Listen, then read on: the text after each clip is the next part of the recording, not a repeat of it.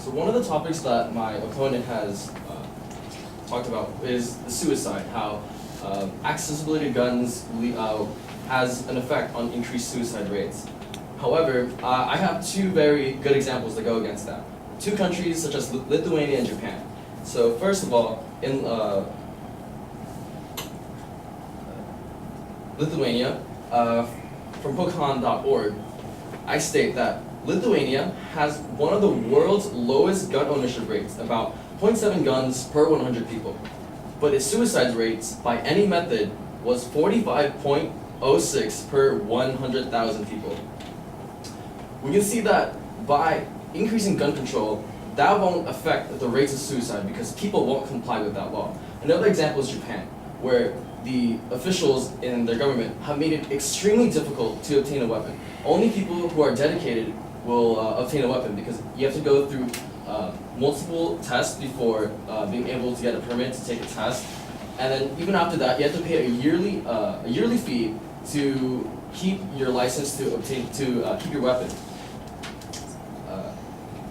So how do you expect people to comply with the law? If we increase gun control, there's no guarantee to the reduction of violence.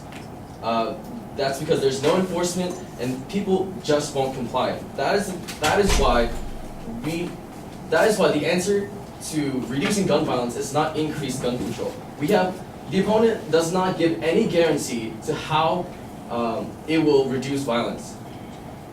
Another subject they talked about was about how they propose that if we implement stricter laws, such as how we do in driving, that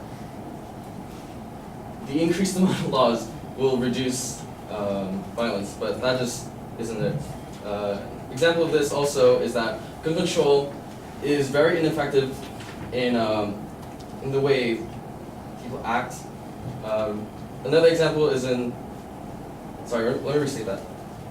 Gun control is ineffective because it lacks the capability to screen mental health and other stuff because,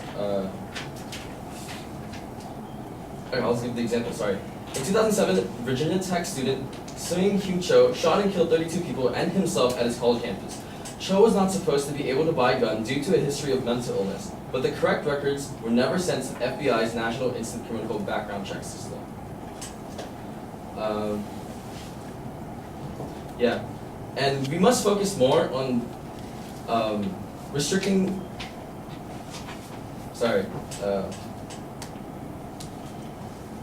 we must focus more intently on the major underlying causes of gun violence, such as untreated mental health problems that increase the risk of suicide, and interpersonal violence, and gang and drug activity that drive the legal black market of firearms transfers.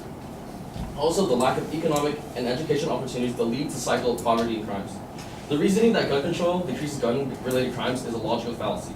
Restricting the availability of guns will not affect the rate of crimes, and there are underlying issues that are more prominent than increased gun control. Thank you.